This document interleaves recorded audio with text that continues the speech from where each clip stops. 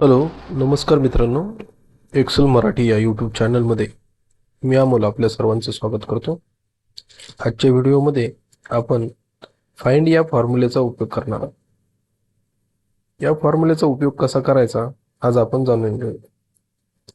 सर्वात प्रथम आपण ज्यावेळेस एक्सेलचा यूज करतो त्यावेळेस Ctrl+F ज्यावेळेस आपण प्रेस करतो तर त्यावेळेस अशा प्रकारचा एक विंडो आपल्यासमोर येतो. तर या विंडोमध्ये आपल्याला दोन फॉर्म्युले दिसतात, ज्याच्यामध्ये असतो फाइंड, दुसरा असतो रिप्लेस. ठीक आहे.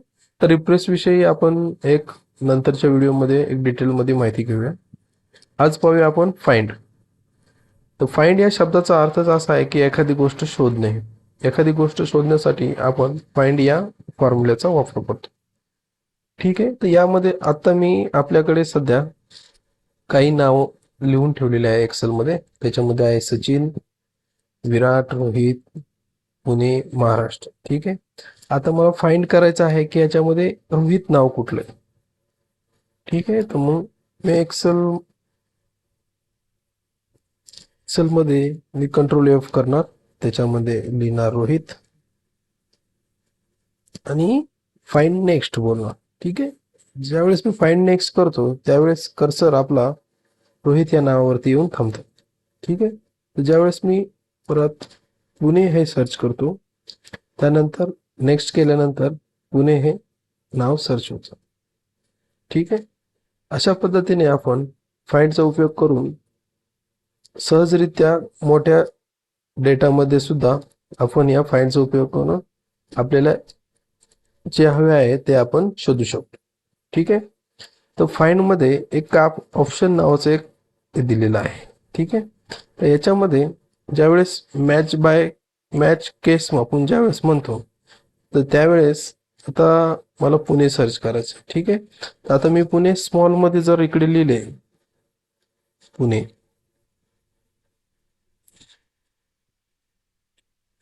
आणि मी ज्यावेळेस नेक्स्ट करतो ते मला रिझल्ट सांगतं we could not find what you are looking for, click option more way to search.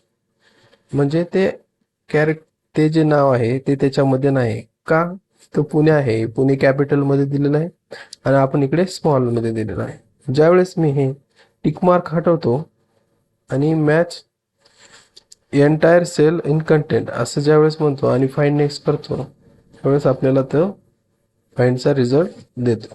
ठीक आहे.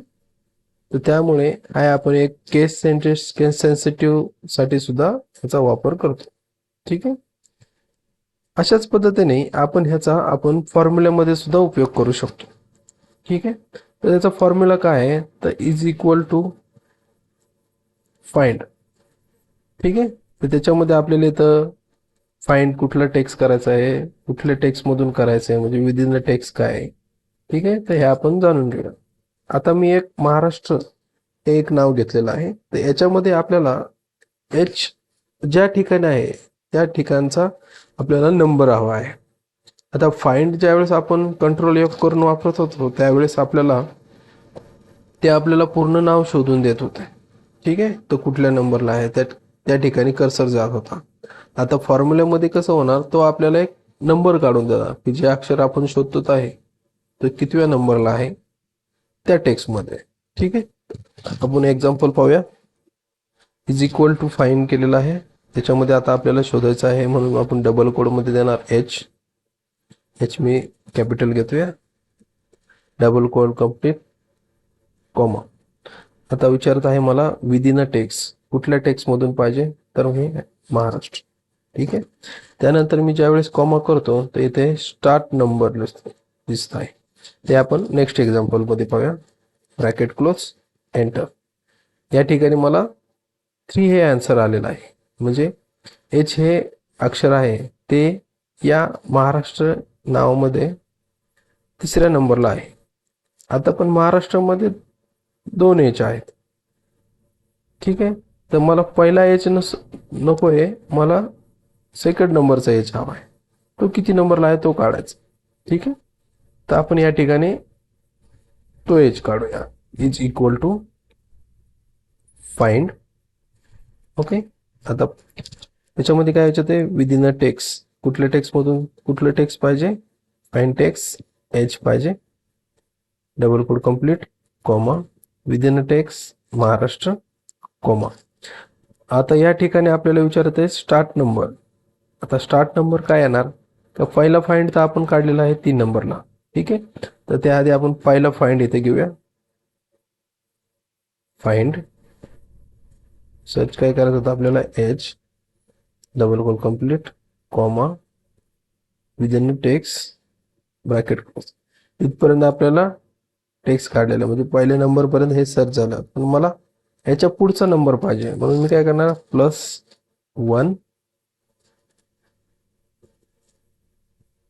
+1 ब्रॅकेट क्लोज. आता आपल्याला काय करणार, इथं काय दिलेलं आपल्याला फाइंड पाहिजे, पण कुठला पाहिजे, स्टार्ट नंबर कुठून, तर तिसऱ्या नंबर पासून पुढचा पाहिजे, म्हणून आपण इथं तिसरा +1 म्हणजे चौथ्या नंबर पासून आपण देत. ठीक आहे, एंटर करूया. ठीक, अशा पद्धतीने आपल्याला दुसरा एच हा किती नंबरला आहे, 8. ठीक आहे, अशाच पद्धतीने तुम्ही फाइंडचा वापर करून मल्टिपल अक्षर जेथे असेल त्याचा आपण नंबर काढू शकतो. ठीक आहे, व्हिडिओ आवडला तर लाईक करा, शेअर करा. धन्यवाद.